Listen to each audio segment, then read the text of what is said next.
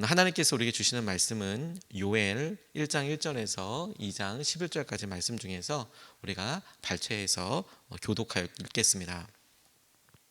이것은 주님께서 부두엘의 아들 요엘에게 하신 말씀이다. 나이 많은 사람들아 들어라. 유다 땅에 사는 사람들아 귀를 기울여라. 너희가 살고 있는 지금이나 너희 조상들이 살고 있는 지난 날에 이런 일이 일어난 적이 있었느냐? 너희는 이것을 자녀들에게 말하고 자녀들은 또 그들의 자녀들에게 말하게 하고 그들은 또 그 다음 세대에 말하게 하여라. 슬프다 그날이여. 주님께서 심판하실 날이 다가왔다. 전능하신 분께서 보내신 바로 그 파멸의 날이 다가왔다. 곡식이라고는 구경조차 할 수 없다. 우리 하나님의 성전에는 기쁨도 즐거움도 없다. 씨앗이 흙덩이 속에서 모두 말라 죽고 광마다 텅텅 비고 감으로 거둬들일 곡식이 없어 창고는 폐허가 된다. 풀밭이 없어 가축들이 울부짖고 소떼가 정신없이 헤매며 양떼도 괴로워한다. 주님, 제가 주님께 부르짖습니다. 불볕의 광야의 풀이 모두 타 죽고 들의 나무가 이글거리는 불꽃에 모두 타 버렸습니다. 시내에도 물이 마르고 광야의 초원이 다 말라서 들짐승도 주님께 부르짖습니다. 너희는 시온에서 뿔나팔을 불어라. 하나님의 거룩한 산에서 경보를 울려라. 유다 땅에 사는 백성들아 모두 떨어라. 주님의 날이 오고 있다. 그 날이 다가오고 있다. 그날은 캄캄하고 어두운 날, 먹구름과 어둠에 뒤덮이는 날이다. 셀 수 없이 많고 강한 메뚜기 군대가 온다. 마치 어둠이 산등성이를 넘어오듯이 새까맣게 다가온다. 까마득한 옛날까지 거슬러 올라가 보아도 이런 일은 없었다. 앞으로 천만 대에 이르기까지도 다시는 이런 일이 없을 것이다. 주님께서 큰 음성으로 당신의 군대를 지휘하신다. 병력은 헤아릴 수 없이 많고 명령을 다드는 군대는 막강하다. 주님의 날은 놀라운 날, 가장 무서운 날이다. 누가 감히 그 날을 견뎌낼까? 아멘. 하나님 말씀입니다. 오늘서부터 우리가 며칠 요엘서에 대해서 같이 말씀을 나누고 싶습니다. 요엘서에서 유명한 말씀은 성령이 임하시고 여러 사람들에게 임하실 그 성령의 놀라운 역사하심이 나타나 있기도 한데, 정작 이 요엘은 첫 1절에 나와 있는 부드엘의 아들이라는 말 외에는 딱히 다른 곳에서 설명이나 그 기록을 찾을 수가 없습니다. 그래서 그 연대도 정확하게 측정하는 것이 쉽지가 않습니다. 다만 엄청난 메뚜기 때에 그런 힘든 여러 일이 있었고 가뭄이 있었고 이제 이런 일들 통해서 두 시기를 보통 학자들이 이야기하는데, 하나는 한 기원전 9세기경 800년대경에 있었던 요아스 왕 시대 때 한 번, 혹은 느헤미야 시대 이후에 그때 또 한 번, 이제 이런 일, 메뚜기에 큰 어려움이 있고 가뭄이 있고, 그래서 학자들이 대충 두 시기 중에 하나다라고 이야기를 하는데, 저는 조금 오래전에 요아스 왕 때 있었던 때가 조금 더 가깝지 않을까 이런 생각을 합니다. 하지만 정확하게 어느 시기다라고 이야기하기에는 좀 부족한 부분들이 있습니다. 정확하게 판단하기 어려운 부분이 있습니다. 그런데 오늘 이 본문 말씀을 쭉 읽어가면서 주님께서 이 시대에 우리가 경험하고 있는 일들을 당시 요엘이 보았던 사회적인 어려움, 전 세계에 특별히 그 고대 근동을 이끌어갔던 이 메뚜기 떼의 엄청난 공습이랄까요? 이 메뚜기 떼가 확 휩쓸고 가는 그 일을 통하여 이건 전에도 본 적 없고 앞으로도 진짜 볼 수 없을 만큼의 엄청난 일이다, 이렇게 말씀하시며 그 시기를 살아가고 바라보는 요엘에게 하셨던 말씀이 이 코로나 시대에 우리가 한 번도 경험해 보지 못했던 이런 일들을 경험하게 되고, 또 우리의 삶에 우리가 어떻게 해결할 수 없는 전 국민적인 혹은 아주 더 커다란 일들을 만나게 됐을 때 하나님이 이 사이에 어떻게 일하고 계시는지를 우리가 깨달아 알 수 있는 중요한 질문들과 시선들을 우리에게 보여준다고 생각하게 되었습니다. 오늘 본문 말씀이 그 메뚜기의 공습, 메뚜기의 대재앙을 이렇게 이야기하고 있는데, 그 말씀을 통해서 우리가 두 가지로 같이 하나님께서 오늘 우리에게 말씀하시고 우리에게 깨어있으라, 이렇게 해봐라, 이걸 우리가 집중해야 한다 라고 하시는 말씀을 우리가 두 가지로 좀 같이 붙잡고 기도하고 싶습니다.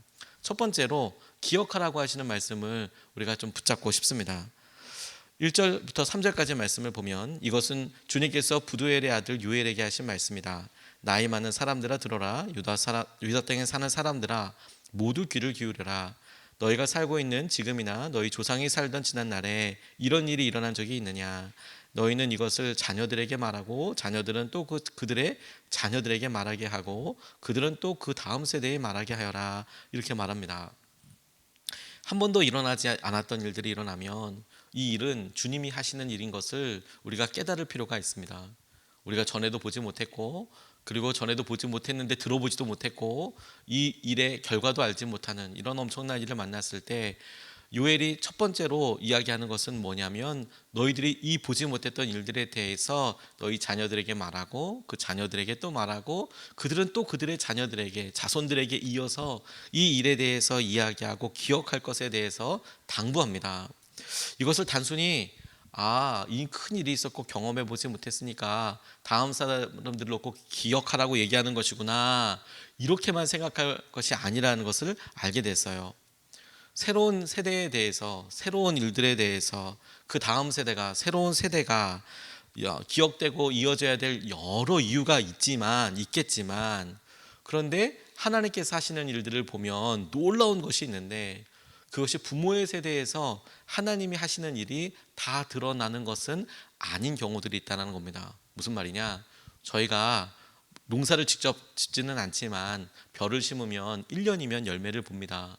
그런데 우리 예전 선조들은 딸을 낳으면 오동나무 심었다면서요. 그 오동나무가 자라면 딸이 시집 갈 정도가 되면 그래도 그거 가지고 뭐라도 만들어 주려고 오동나무 심었답니다. 그게 20년 정도 걸린다고 하면 적어도 지금 심는 오동나무 묘목은 20년 후의 일에 대해서 잘 모르는 거죠. 그런데 하나님께서 지금 심으시는 이 일, 하나님께서 지금 경험하게 하시는 이 일은 이 부모의 세대에서 보지 못하는 일들이 너무너무 많은 거죠. 성경의 말씀을 보면 출애굽이 대표적이지 않습니까? 하나님께서 아브라함에게 말씀하시고 아브라함에게 직접 400년이야 4대 400년 만에 너희들 다시 이 땅에 돌아오게 될 거야 라고 말씀하셨을 때 그 400년은 아브라함이 믿음의 눈으로만 볼 수 있었던 이후의 세계입니다. 무슨 말이냐? 아브라함은 죽었습니다. 400년을 다 살지 못했고 하나님께서 하시는 말씀이 어떻게 성취되는지 이루어지는지 그 끝을 다 보지 못했습니다. 모세 역시 그 마지막 시기를 살긴 했지만 가나안 땅에 들어가지 못했습니다.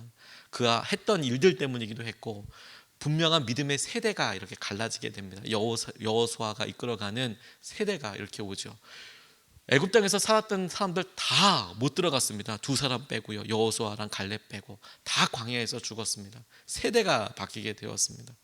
자, 그렇게 세대가 바뀌게 되었을 때 하나님께서 너희들에게 했었던 일, 약속했던 일, 말했던 일을 그 자손에게 말하게 하고 기억하게 하고 교육시키고 정신 차리게 하고 또 기억하라라는 말씀은 다만 교육적인 차원이 아니라 그들이 진짜 어려운 일을 만났을 때 하나님께서 그들의 부모에게, 그들의 할아버지에게, 그들의 선조에게 이야기하셨던 일들이 하나님께서 이 일을 하셨을 정도가 아니라 오늘의 절망과 오늘의 고난을 하나님께서 주도하고 계시니 능히 이겨낼 수 있는 희망의 메시지가 되는 거예요.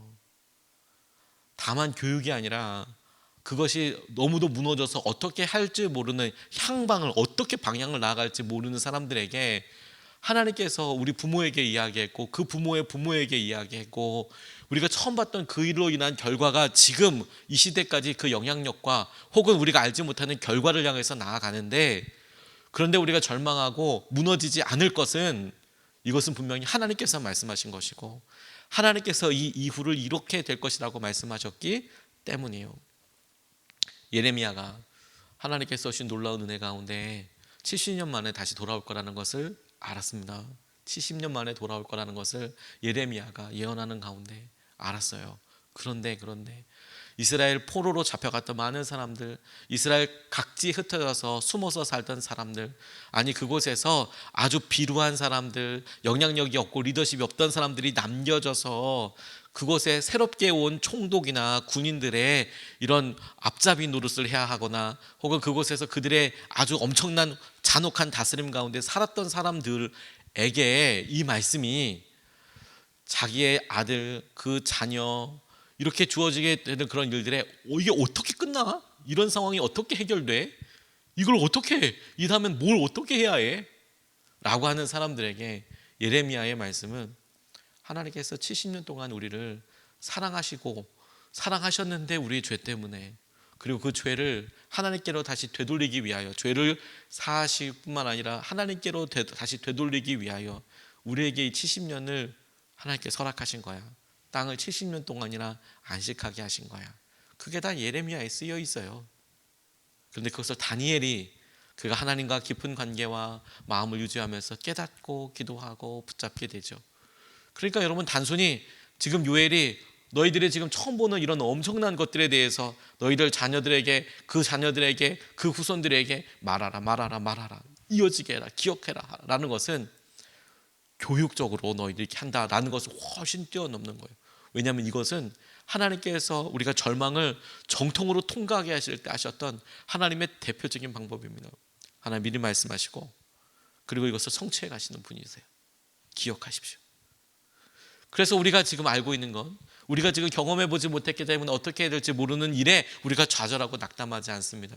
그 이유는 주님께서 이미 말씀하신 내용이고 성경에도 말씀하시고, 그리고 이것에 대하여 우리가 말씀을 의지하고 나아갈 때 하나님이 우리 세대와 그리고 우리가 알지 못하는 방향과 결과를 향하여 주님이 놀라운 능력과 은혜로 우리를 인도하고 계시는 것을 당신이 이미 하신 말씀 때문에 우리가 신뢰하고 기억하고 여전히 희망 가운데 머물 수 있는 하나님의 약속이 됩니다. 그러므로 기억하십시오. 그러므로 알려주세요. 그러므로 우리 자녀들에게, 그러므로 주님께서 우리에게 만난 사람들에게 하나님의 놀라운 역사하심과 계획을 알려주십시오. 그리고 이야기하십시오. 두 번째로 주목하게 된 것은 주님께서 이 세상을 다스리고 계심에 대하여 두려워하라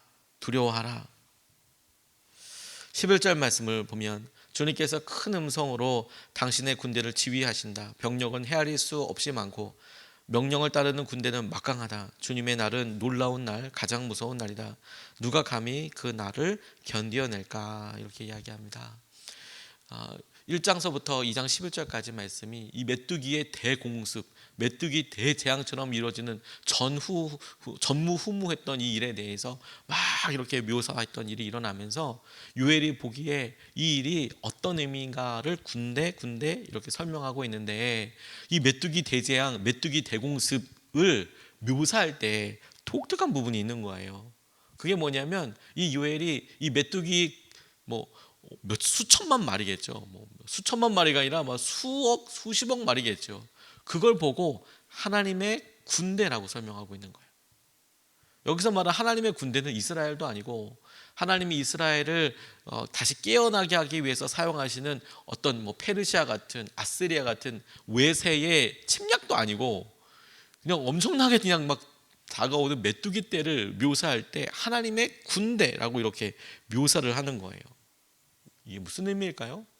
하나님께서 이 일을 인도하고 계시고 주도하고 계시고 하나님이 이 상황을 완벽하게 다스리고 계신다라는 의미입니다. 하나님이 이것을 다스리고 계세요. 하나님이 이것을 인도하고 계세요. 그것이 우리에게 지금 당하고 있는 현실과 어려움은 너무 기가 막히고 힘들어 보이지만 하나님이 이 일을 다스리고 계셔. 이 일은 우리에게 절대적인 희망이 됩니다. 지금은 너무 힘들고 어렵고, 아니 이런 메뚜기 떼는 뭐야? 이건 어떻게 해결해야 돼? 다 죽겠다. 그리고 그게 현실이에요. 어떻게 감당이 안 되는 메뚜기 떼, 어떻게 감당이 안 되는 이런 재앙을 만나서 아무런 희망이 없죠. 그런데 아무런 희망이 없다는 그 놀라운 일에 하나님이 이를 다스리고 계셔. 하나님이 이를 통제하고 계시고 하나님이 일을 시작하셨어. 이것이 믿는 사람들에게는 자연스럽게 하나님을 향하여 시선을 돌리게 합니다. 왜? 그렇다면 하나님이 이 일을 해결하실 수 있겠구나. 하나님이 이 일의 중심이시구나. 하나님을 더 의지해야 하는 거구나. 하나님이 계획하시는 것 때문에 하나님의 전능하심을 기억하게 되고 하나님이 하신 일들을 통하여 하나님께로 우리 중심을 이렇게 더 두게 되는 거예요. 그게 주님께서 우리에게 이런 전무후무한 일들을 통하여 하나님을 두려워하고 그 두려워하는 마음을 통하여 오히려 우리가 더 건강하여지고 오히려 우리가 더 죄 놀라운 말씀을 보게 하시는 하나님의 계획하심이고 인도하심이더라라는 겁니다. 저는 제가 보았던 여러 장면들 중에서 저에게 아주 큰 영향을 주었던 장면 하나가 있습니다. 일본에 쓰나미가 났을 때 그 쓰나미 났던 상황과 그날에 일본에 저런 일이 있었구나 이런 뉴스 속보 같은 게 이렇게 나오지 않았습니까? 그날 이렇게 뉴스 속보가 나오니까 저도 저런 일이 있는가 보다. 어이구 어떻게 저렇게 재해가 어떻게 저렇게 일어나나. 저도 그냥 이렇게 핸드폰이나 이런 걸 통해서 뉴스를 통해서 이거 어떡하나 이런 정도만 봤었죠. 그런데 하나님께서 여러 방법들을 통하여서 저를 그 쓰나미가 나고 얼마 지나지 않아 그 피해 현장에 갈 수 있도록 해 주셨어요. 당시에 어떻게 이걸 좀 도울 수 있고 어떻게 섬길 수 있을까. 그래서 우리 한국에 있는 청년들을 어떻게 이곳에 좀 같이 가서 같이 기도도 하게 하고 복구 작업하게 할 수 있을까. 그 일을 먼저 결정하기 전에 몇몇 교회 목사님들이 먼저 가서 어떻게 우리가 동참할 수 있을지를 알아보고 와라. 그래서 거기 갔어요. 그래서 피해 지역까지 갈 수 있는 방법이 없어서 일반 대중교통이나 이런 건 다 없어졌으니까 당시에 구호 활동을 열심히 하고 있었던 교회에서 특별히 저희들을 위해서 차를 내주시고 운전을 그냥 거의 500km 정도 되는 데를 운전을 돌아서 피해 지역이 워낙 컸기 때문에 돌아서 가고 거기서도 역시 한 30km 정도 피해 지역이 이렇게 있으면 피해 지역에 바로 들어가서 머무는 게 아니더라고요. 우리 생각에는 바로 거기서 피해 현장을 볼 수 있을 것 같지만 실제로는 거기에 관계수로 상하수도 다 망가졌고 길 하나도 없고 진짜 아무것도 없다고 생각하시면 됩니다. 그냥 철근이 그냥 산처럼 그냥 쌓여져 있어서 그래서 그 불도저가 그냥 쭉 밀고 가는 거예요. 땅이라고 생각되는 영역을 그냥 불도저가 그냥 밀어버리는 거예요. 치우는 개념이 아니고. 저도 깜짝 놀랐습니다.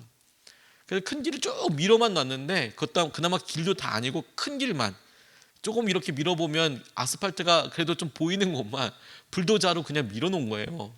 근데 거기 갔습니다. 유튜브로만 보고 이렇게 신문에서만 보고 TV에서 이렇게 봤던 그런 장면이 아니라 정말 이시노마키라는 곳에 가서 항구에 가만히 서서 이렇게 내리게 됐는데 갈 때도 창밖에서 봤을 때도 이렇게 우리가 카메라로 사진을 찍으면서 혹은 이렇게 기도하면서 갔는데 함께 갔던 목사님들이 아무 말도 못했어요. 너무 이런 건 처음 봤기 때문에 너무 당황스럽고 그리고 갈 수 있는 최대한 해변까지 이렇게 쭉 가려고 쭉 해서 갔더니 세상에 그곳에 내렸는데 아무것도 없는 거예요. 그런데 너무 놀랐던 건 뭐냐면 그 사이사이가 전부 다 집이 있었던 흔적들이 다 이렇게 있는 거예요. 대들 이렇게 기둥이 놓였을 법 자리. 일본은 목조 건물이 많기 때문에 그 목조 나무들이 이렇게 서 있지 않겠습니까? 그곳이 있던 자리들이 이렇게 있는 거예요. 그리고 욕조가 놓아졌었던 그런 타일이 있는 거예요. 그거는 떠내려가지 않았으니까. 그 말은 거기가 집이었다는 거죠. 근데 집이 아무것도 없고 터만 남았는데 그 터가 정말 빽빽하게 눈이 보이는 데서 저기 끝에 보이는 데까지 전부 다 집이 싹 다 없어진 거예요. 아무도 얘기를 못했습니다. 다 목사님들이 서서 그냥 주여 이거 어떻게 됩니까? 어떻게 돕는다 이런 생각이 드는 게 아니라 그냥 압도적인 상황 때문에 그냥 다 울었어요. 어떻게 감당이 안 되더라고요. 그 장면이 잊혀지지가 않아요. 그 장면이. 그곳에서 기도하는데 너무 막막했습니다. 이걸 하나님이 하셨다고 이야기하기에는 설명이 안 되는 거예요. 하나님 어떻게 이런 일이 일어날 수 있습니까? 근데 하나님이 아니라고 생각해도 말이 또 안 되는 거예요. 어떻게 이와 같은 일이 이걸 하나님 빼고 어떻게 이런 일이 일어날 수 있습니까? 제 마음속에 마음이 부딪혔어요. 이런 엄청난 일은 하나님이 아니면 설명이 안 되는데 또 이런 엄청난 일을 하나님이 하셨다고 보기엔 또 말이 안 되는 그냥 너무 막막하죠. 그리고 계속 그곳에서 머물며 이렇게 기도하면서 하나님께서 제게 기도하도록 마음을 가늠하게 하셨던 것은 하나님이 하셨다면 하나님의 마음은 어떠셨을까? 그리고 하나님의 마음과 하나님의 계획을 어떻게 이 작은 머리와 작은 생각으로 내 삶의 짧은 영역으로 어떻게 평가할 수 있을까? 그렇다면 하나님께서 일을 하셨다면 하나님 마음으로 하나님이 일을 하셨다면 하나님의 뜻이 제발 좀 일어날 수 있게 달라고 하나님의 계획을 정말 이렇게 수 있다, 있게 해달라고. 하나님, 그리고 일본 땅에 일본 사람들이 돌아올 수 있게 해달라고. 정말 그렇게 눈물로 기도하게 되더라고요. 하나님, 이곳에 이렇게까지 아프게 일본 사람들 치셨다면 하나님, 일본 사람들 돌아오게 해주십시오. 붙잡아 주십시오. 그렇게 간절히 기도하게 되더라고요. 하나님의 엄청난 능력이 드러났을 때 그곳에 사람들이 가서 할 말이 없습니다. 할 말이. 어떻게 이런 일이 일어나지? 이건 도대체 뭐지? 근데 제 삶의 그 장면이 정말 마치 사진을 팍 찍어놔서 머릿속에 그냥 영원히 떠나지 않은 갤러리가 있어서 그냥 그 장면이 딱 생각이 나요. 일본 놓고 기도할 때마다 그 장면이 그냥 생각이 나요. 하나님, 기억하여 주십시오. 하나님께서 보셨고 하나님께서도 계획하셨던 그것을 보게 해 주십시오. 그래서 하나님 두렵습니다. 하나님 어떤 일을 하실 수 있는지 그 능력을 보았으니까. 그런데 그러면 그래서 내가 두렵고 어려운 그런 데 떨고만 있느냐? 그게 아니고 하나님 전능하시고 하나님 그런 놀라운 일을 하심으로 그 하나님을 더 의지하게 되더라는 거예요. 그리고 그 마음을 더 구하게 된다는 거예요. 주님을 경외하는 마음을 항상 갖게 된다는 거예요. 그리고 그분을 경외할 때 일어나게 되는 순종과 주님을 경외하기 때문에만 할 수 있는 찬양과 고백을 하게 되더라는 거죠. 주님께서 이 세상을 다스리고 계심을 두려워하라. 그것은 우리가 어느 곳이든지 우리의 어떤 두려움과 우리가 얼마나 힘들어하는 혹은 우리에게 재앙이라고 이야기하는 그곳에서조차도 우리가 중심을 잡을 수 있고 하나님을 바라볼 수 있고 그 놀라운 능력을 의지할 수 있는 통로가 되는 겁니다. 그 주님의 은혜를 붙잡는 거예요. 오늘 유해서 통해서 주님께서 우리에게 이것을 다시 알게 하시고 다시 깨닫게 하시고 주님의 놀라운 능력을 함께 보게 하시기 위하여 끌어당기시는 줄로 믿습니다. 오늘 두 가지 말씀을 같이 나눴습니다. 요엘의 말씀을 나누면서 첫 번째, 기억해라. 그래서 알려줘라. 이것은 비단 우리에게 다음 세대에 대한 교육뿐만 아니라 어렵고 희망이 없고 절망으로 보이는 때에 하나님께서 우리에게 역사하시고 일하시는 놀라운 희망의 메시지가 될 것이다. 두 번째, 주님께서 이 세상을 다스리고 계심을 두려워해라. 메뚜기 떼를 보면서 말도 안 되는 것 같은 이 일을 통해 하나님이 이를 완벽하게 통제하고 계시고 하나님 전능하신 하나님이시고 하나님이 우리와 함께 가고 계신다. 그 하나님을 두려워하라. 진짜 두려워하는 것을 우리가 마주하고 앞에 있으면 다른 것들은 두렵지 않습니다. 염려하지 않습니다. 우리가 이 세상의 중심, 이 세상의 힘, 이 세상의 놀라운 능력 되시는 그분을 온전히 두려워하고 의지할 수 있는 하루 되면 좋겠습니다. 이것을 붙잡고 두 번 나눠서 같이 기도하시겠습니다. 첫 번째로 기도하고 싶은 것은 주님, 이 땅에서 주님이 하시는 일들을 보여주시고 우리가 영적으로 깨어있게 하여 주십시오. 코로나 상황을 이렇게 보고 너무도 많은 사람들이 죽어가는 것으로 인하여서 이걸 하나님 아니면 설명을 할 수가 없는데 하나님이 하셨다고 보기에는 너무도 많은 사람들이 힘들고 어렵다고 우리의 마음에 두렵습니다. 어렵습니다. 그런데 정작 우리가 이 일 앞에 마주하고 있을 때 이 땅에서 주님이 하시는 일들이 우리에게 작지만 작은 머리와 작은 깨달음으로도 일괄적으로 보여지게 하여 주시고 그래서 우리가 영적으로 좀 깨어있게 하여 주십시오. 살아계신 하나님 앞에 깨어있게 하여 주십시오. 영적으로 깨어있게 하여 주시고 주님의 인도하심과 다스림 가운데 우리가 반응할 수 있도록 주님 그렇게 우리에게 영적으로 깨어있도록 오늘도 우리에게 말씀하여 주십시오. 첫 번째로 같이 기도하겠습니다.